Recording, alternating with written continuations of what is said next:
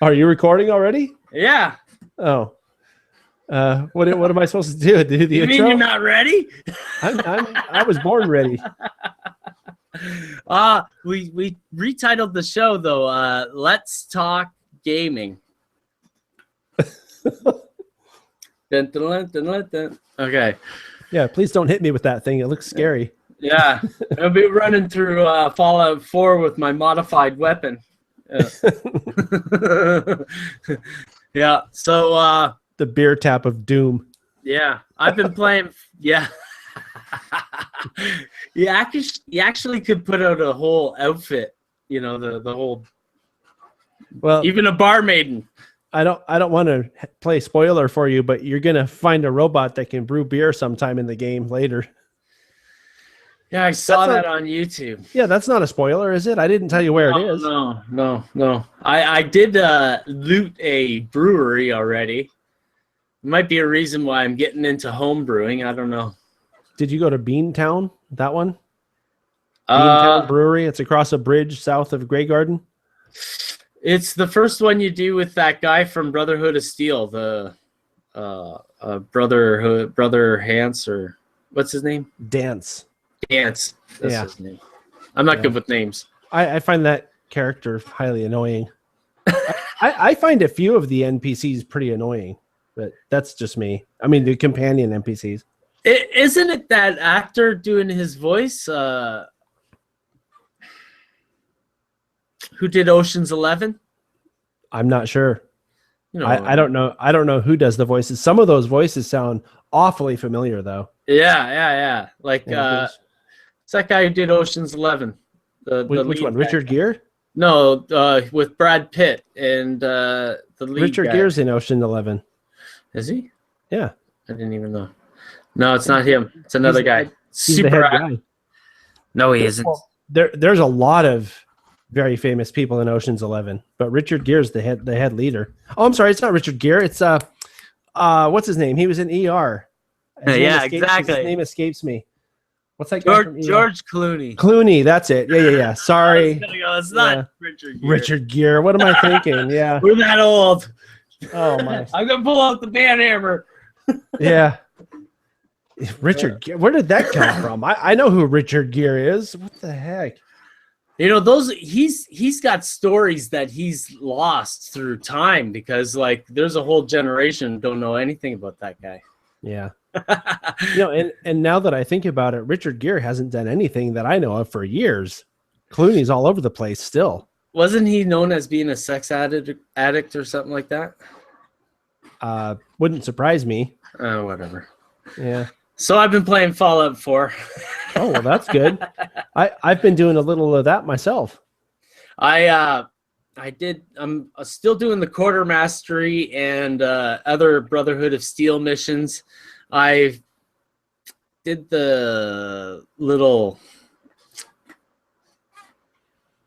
subway mission where you're doing where the raiders are fighting the synths in the subway. Oh yeah. That's something station. I can't remember the name of it offhand. It's clearly a station. I saw that. Yeah. Running through trains. University Station, is that the one? No. Oh, I guess you'll find that one later. It's beside the hospital though, where all the mutants are. Yeah. So I'm doing the missions together that way this time. Yeah. Yeah, that's cool. It's fun to run through the game and stick to certain quest lines, you know.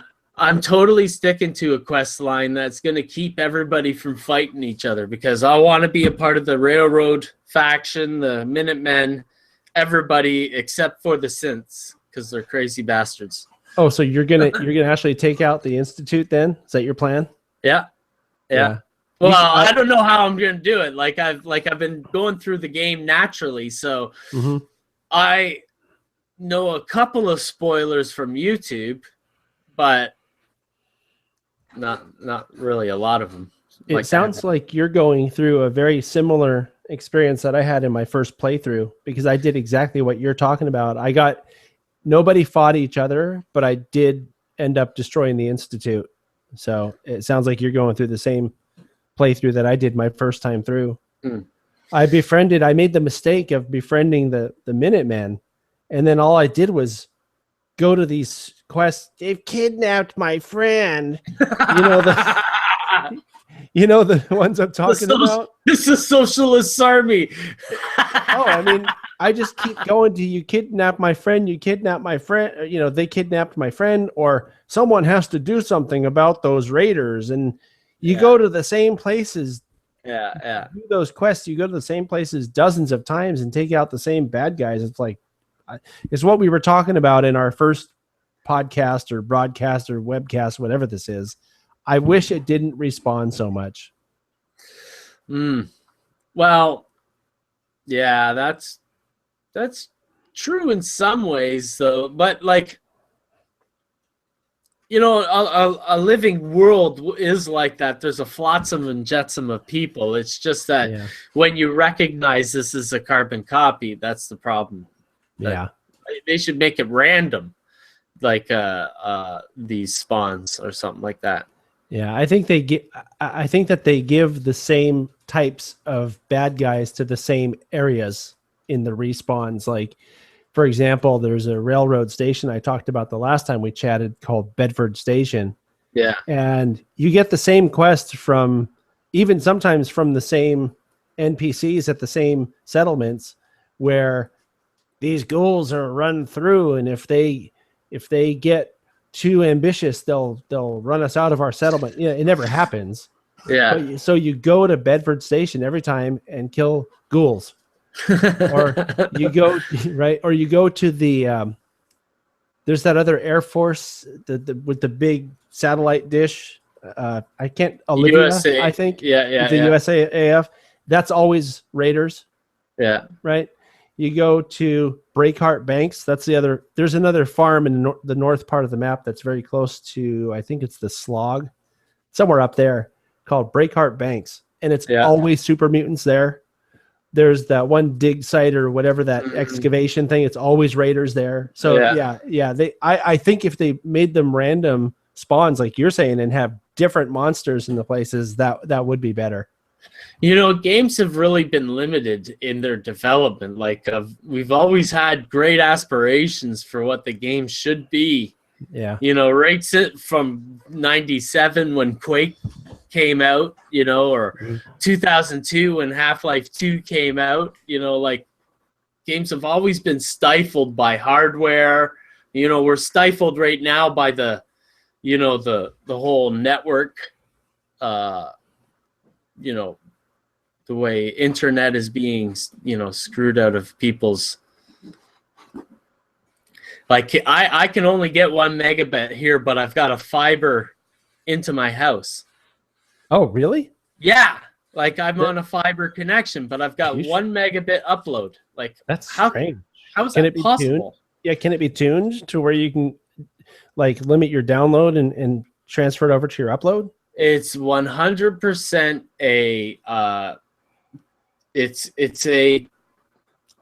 I'm not thinking of the right word.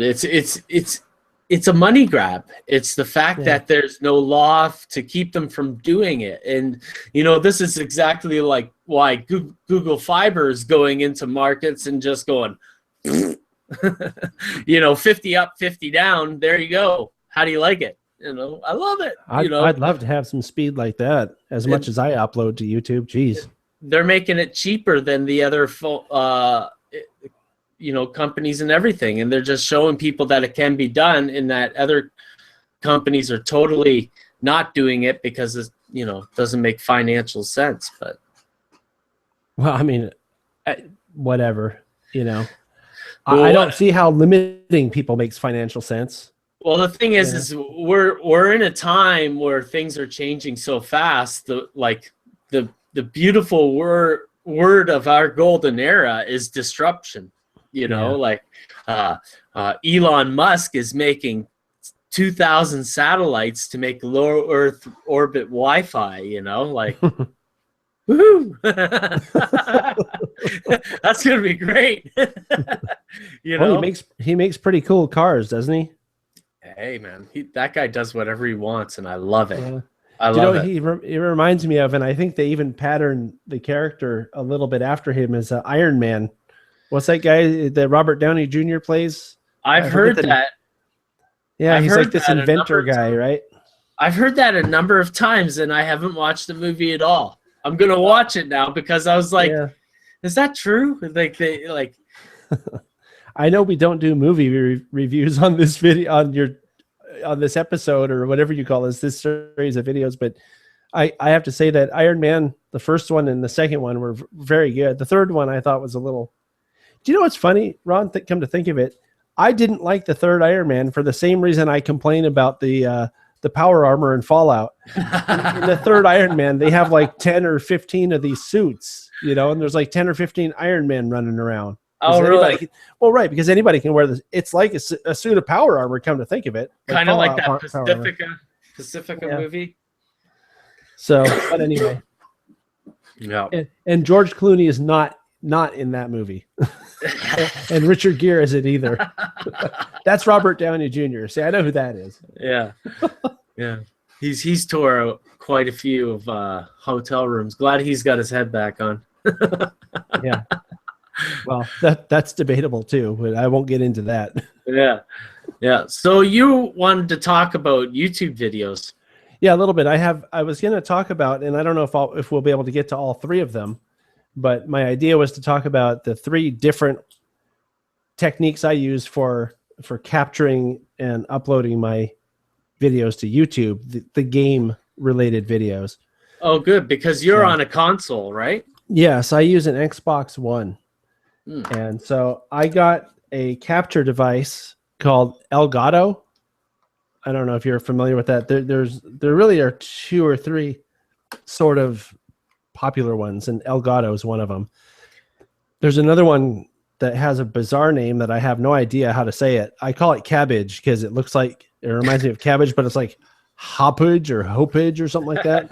Hopage or something. I don't know how you say that. Is this a card that you plug into a computer, or is it like part of a cord that you in the HDMI line? Yeah, it's a little box, and you take your HDMI out of your game console, put it into the box, and then you run another HDMI that goes into the TV so you can still play it. It's a pass-through for your TV, but then it has a USB cord that goes into your computer and some software that allows you to capture whatever's being fed through the USB. So that's how I capture the video.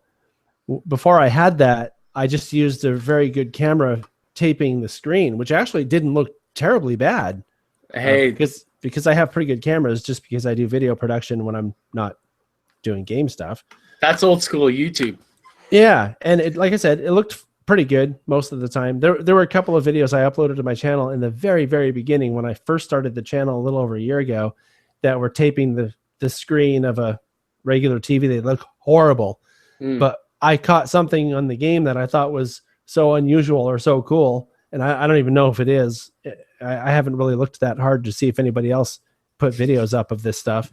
But it was so unusual and so cool that I had to videotape it, and it was the only thing I had was my webcam on my computer. So I taped a television screen with a webcam. It looks really bad. Like, if I saw it on YouTube, I'd be like, why did this guy even bother? You know, that's how bad it is.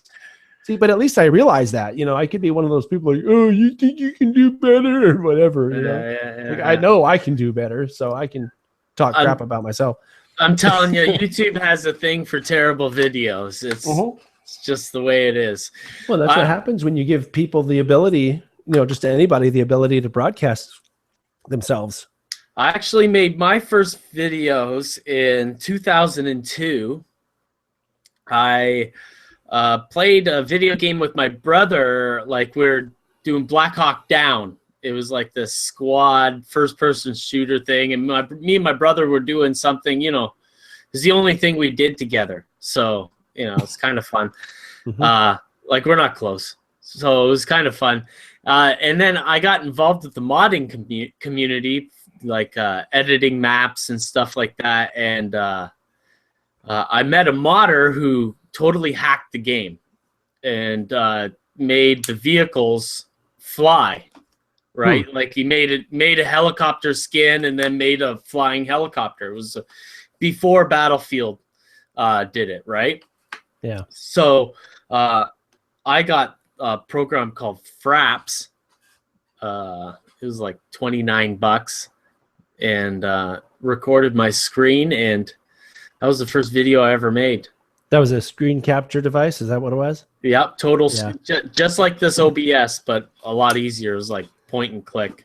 Yeah, the Mac has something built in that you can do screen capturing. It's just QuickTime. You can record your screen, you can record your camera, you can record anything. Yeah, you can take screenshots. Although with QuickTime, I don't think it's a screenshot, but you can definitely do a screen capture, is what they call that, a screen capture and a screen record. So, and actually, I have used that to do some of my early game videos as well. I was playing on Facebook something called Throne Rush, which is a total waste of time now. I mean, at first it was kind of addictive, you know, because it has a little bit of building and it also has a little bit of raiding. But it is just one of those games where you have to pay money if you want to buy gems to buy stuff that everybody else has. And it's the kind of game that you have to schedule your life around, because it's like every 15 minutes. Yeah, you get another point, right? Another action point or whatever. Yeah, so your life's gone. Always looking at on the phone, because you know, if I click this 3 times in an hour, I won't waste half an hour. Yeah, and you get a magic pear or a magic apple or something. You're just like leaderboard, yeah, whatever. Yeah. So anyway, somebody stepped on my tablet and I haven't bothered to fix it because of that reason. It was no worth to me other than to steal my time. Yeah. It might have been a blessing, you know, to not have the life stealing device. Yeah. So anyway, I wanted to talk about the production. I don't know that I'll have time to talk about all 3 of the techniques that I wanted to talk about. Sure. But I'll at least cover one of them this time. Maybe that'll give us something to talk about next time. So there are 3 types of sort of production I use for capturing games and putting out my game videos. Are what I call straight live stream, you know, which is pretty simple. You hit the live stream, you just play, and I'll have this microphone set up, and I'll play and I'll do live commentary. And it's really nice because you don't have to edit. You don't have to do anything to it. You don't have to upload it because it goes as you're streaming, it just goes live, right? But the drawback to that is it's only as good as your upload speed. Mm-hmm. And my upload speed is only good enough to get 720. So it's still HD, but there's still pixelization, especially when there's a lot of movement on the screen. Mm. But again, it's the least amount of work. So that's one of them. Then I have one that's kind of a hybrid. I call it the hybrid because I do live commentary with my microphone, but I don't broadcast it live. I just capture it into the computer at 1080. That's the way I do it. Right, with my live commentary. And then I go in, I'll make a intro card and titles and put little, cards in there to refer to other videos. And then the benefit of that one is it's still pretty quick because you don't have to really edit much. You just take that live stream. I'll edit out sort of the in-between segment, like when it's loading, because the load times in particular for Fallout are ridiculously long. I don't know how is it like that on PC too? It's like that on the console. It takes I don't know, as many as 2 or 3 minutes in between screens sometimes. Yeah, I got a key on my keyboard that I shut off the recording and turn it back on when the loading stops. See, so I'll cut those out just in post-production in my timeline, in my non-linear editing. I will cut those gaps out so that people don't have to sit through like I had to and watch it. And then so that's sort of the hybrid one. The benefit to that one is it's still pretty quick. The drawbacks to it are you still have to put it into in my case, I put it in Final Cut Pro. It takes a long time to render the final product, especially if it's a long video. And then it takes a long time to upload it because it's a pretty big file. Mm-hmm. Then the final way, and this is how I've done all of my sort of official game reviews, is I will record specific events or specific types of events. And I have like 100 clips that I'm going to use because it's for my review. So I'm talking about this is one aspect of the game and I'll show it. Like for the example, for the Fallout 4 review that I did, I talked about settlement building Mm-hmm. So I recorded specific settlement building, knowing that I was going to, you know, talk about it later in the review. And then I have to put it all together, and I actually write a script for my reviews and I narrate it. So I'm doing everything separately. And the amount of editing that it takes to put together my reviews, which I don't know if you've watched any of them yet, but the amount of editing that it takes to do a review, I mean, it takes me about 2 to 3 days to do one of my reviews. I believe it. And they're only, you know, 15 minutes or so. Yeah. So now that one, I think, gives the best overall quality, because I really have a lot of time, or take a lot of time, to sit and think about what I'm going to say. And I put it together very carefully so that it flows pretty well, you know? So, and I think probably a really good example of that would be the Assassin's Creed Syndicate review that I have up on my channel. And you'll see, if you watch it, you'll see what I mean, because the narration leads into things that are where the game is talking. Like, I'll say something and then the game will finish what I was saying, or it'll make the point for me. So that I think the best, and of course that's uploaded in 1080. So I think the best quality comes from the sort of traditional approach that I just described. Yeah. But it's also the most time consuming and a bit of a pain, to be honest. It's got the most quality though in the end. And when you're a up and coming channel like us, I guess you could say, you know, doing all the work you can is important, you know. Like, I know what it's like to slog out videos and, you know, just to put them out like a Let's Play. And that's kind of like, there's no work to it, you know. It's kind of hard to commentate while you're doing the videos and stuff like that. But making a video in the editor is a total different process, and the abilities and, you know, fun stuff that you can do. Like, sometimes you put in like a whoop and a sound with it. It's like, brings a smile to your face, you know. You do a little joke or something. It's video making is fun. Yeah, you can put together a pretty slick, you know, in my case, a review. So yeah, I'm intending to, and it's coming out before too long here. Let me get my little device. I have a little app that tells me when stuff is coming out on my phone. And I'm kind of looking forward to this one. I'll show you here in a second when I bring it up, because, and I'll tell you what I intend to do with this. There's actually 2 that I want to get, but I'm not going to have time to do both of them. This is the one I'm thinking of. Far Cry Primal. Far Cry Primal, right? This is going to be out in, what did it say? It's not too long before it comes out. So you're going to be the first one out of the gate? Well, I don't know. It's coming out almost exactly a month from now.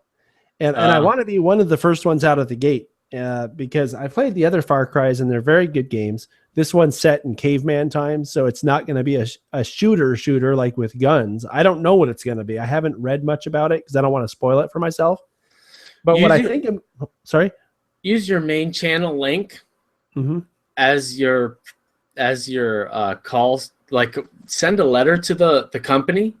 Yeah. Use your main channel link when you describe yourself, and then do a couple, and then show your videos from your other channel, like your reviews, as your example videos. And I'll bet you $10. Actually, I'll bet you your extra PC copy that you'll get yourself some. Yeah, it's nothing in it for you though, huh? Don't be afraid to do that kind of stuff. Like, back in 2002, when I made that video, I got a box for a LAN party. I got a whole bunch of shirts. I got 6 PC games. I got like mouse pads, I got a swag box, you know? And that was back in 2002. Like, if I do make a video or something and I can get a product placement or something, it's not hurting the viewer, and you're not lying when you're punching the thing, you know. Like when I got I lost it already. Probably a good thing. When I got this thing, and it's solid wood, you know, it's like, how could you lie about it, you know? Like, if it was a piece of junk of plastic, I would have broken it. Yeah. You know, and I wouldn't have had to say anything about it at all. Just went, oops.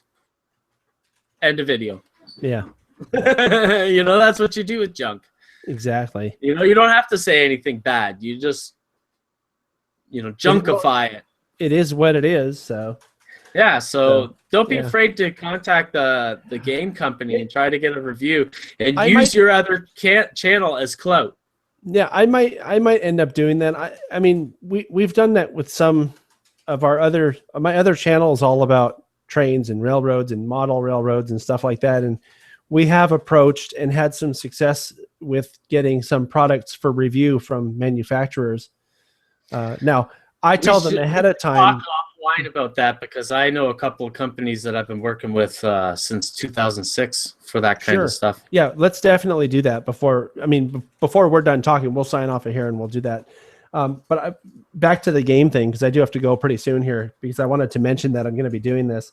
So for Far Cry Primal, my idea for that one is to do kind of a playthrough. Like when I get it, I'm just going to sit down. I'm going to hit my broadcast live on my YouTube channel, and I'm just going to start making sort of playthrough videos. So I may do my first 10 hours of gameplay in, say, 20 episodes or something like that, half-hour episodes, whatever. I haven't decided yet. I still have a month, right, to figure out what I'm going to do. And then I think what I'll do is from those 20 episodes, then I'm going to take my footage for my actual game review, because I am going to do a game review. I've already decided that any new games that I get, I'm going to do a game review. Good. And the reason I want to do that is because I look at some of the game reviews out there that other people who have a lot more viewers than I do, a lot more subscribers than I do, and they're okay, but they're not put together. They're not really done well. But then you see these ones, the English ones, where they are really done well, and you're like, whoa, I can do that. I've seen some pretty good ones. There's one channel I can think of offhand. I'm not going to bother plugging it here. Believe me, the guy doesn't need my promotion with whatever viewers we have. Yeah, we want to encourage new people to come in. Yeah. Yeah, but there's one guy that does just really awesome reviews, and they're entertaining, they're funny. They're a little bit longer than they should be. And I think it's partly because they're trying to be entertaining, and sometimes it just gets old, But the guy, the one I'm thinking of, the guy does very good reviews. They seem like pretty accurate reviews, at least to my opinion. And I mean, I could watch them for 2 hours and be entertained almost the whole time. Some of them, they get into costume and everything. It's great. They do the cosplay. That's what this guy does. Yeah. The Witcher one, right? He did a Witcher review. Yeah. And it was really great. Fun. Yeah. He did a Grand Theft Auto review that was also real funny. So, I mean, he did a Fallout review that was also pretty funny. But I think a point should be made, though, that like if anybody who watches this wants to make gaming videos, look at do a search on no commentary and look at how many views those videos get. Like when you're on YouTube, do the research. Like doing basic searches is awesome research. What comes up in that list, what the auto suggest tells you. Like it's not only about it's not all about what you're searching. Sometimes the best search is under there, but you could make videos too with no commentary, and lots of people look for that stuff. Yeah, sure you can. I mean, hell, look, there are people, I'm sure, who would rather watch the game with no commentary because they want to sort of get an idea, a feel for the game before they go out and buy it. Yeah. YouTube should actually have, this guy freaks out a lot. This guy's pretty tame. This guy doesn't talk at all. Yeah. I'm kind of an even a little badge in the corner. Yeah. I'm kind of an even keeled person anyway, generally. Like I don't get terribly excited about most things. Yeah. But I really think it would be fun. And the other thing is I'm trying not to be vulgar, but I think it would be pretty fun to just be absolutely and utterly unedited in my gameplay, for example, like cussing and stuff. I'm not I will curse at times, just to get a point across, because I believe in using the full language, to the extent that I know it. And sometimes it makes sense. Something just doesn't suck. It, effing sucks or whatever. And they mean the same thing, but one definitely has a bigger impact, I guess. In what you're trying to say. So, but I think it would be really fun to do an totally unfiltered, game session. It would be better if you're doing one of those interactive games with other people, like a shooter or something. Like, oh, that stupid son of a, the beer cap. That could be really fun. I have a hard time though getting that worked up. It's a game. Who cares if you mess up? You load it again. That's how I think of it. So. Well, I'm not used to having headphones on, and I find that I'm like when I die, I'm like, oh my god, I didn't even know that guy was there. Son of a bitch, Yeah. You're in that, you're vulnerable, and that's what makes it entertaining. Like you scream out, you do the Rocky. You're like, Adrian. Meanwhile, there are people in the other part of the house going, "What's wrong with Dad?" Actually, the way this works is really nice. There's a nice sound barrier. Yeah, they can still hear you. Trust me. Yeah. But the thing is, though, they know what's wrong. So it's like there's nothing wrong. Oh, he's playing games again. Oh, I forgot. That only works on the weekends. They could have possibly only hear me on the weekends because I only do recordings while they're at school. Oh, yeah. See that, and that's what I try to do too. Because inevitably, when I'm trying to make a video, somebody comes home and they make a bunch of noise. Always when they come home, there's doors knocking around, chairs, refrigerator, just totally backpacks being slammed on the desk or whatever. I might look like the most confident person in the world. I don't know if I do or not. It's the beard, Ron. It must be. It's a fabulous beard. But if somebody comes around, if I can hear somebody around, I can't record. I clam up. I get all embarrassed. I'm like, this is not happening. I'm always afraid that it's coming out on the video. It's like, well, that noise isn't part of the game where people are shuffling around the refrigerator, or whatever. Yeah, exactly. Yeah. So I was going to say that, Ron, your beard says one of two things. It either exudes confidence or lumberjack. I am Canadian. It's a little bit of both, I guess. Or maple syrup. Yeah. Well, right? I found Canadian maple. I found out you cannot eat anything with sauce with a beard. Yeah. All right. That telephone ring is a good time for us to end this, I think. Okay, sounds like a plan. Maybe next week. Yeah, thanks for hosting. We just real quick, we had a little mishap on my channel. I tried to host, but for some reason nobody could hear Ron. So, and I'm happy to just put it on your channel. You have more subscribers to yours anyway. So thanks for having me. We'll share this thing somehow. Yeah. We'll be back next time. Talk to you later.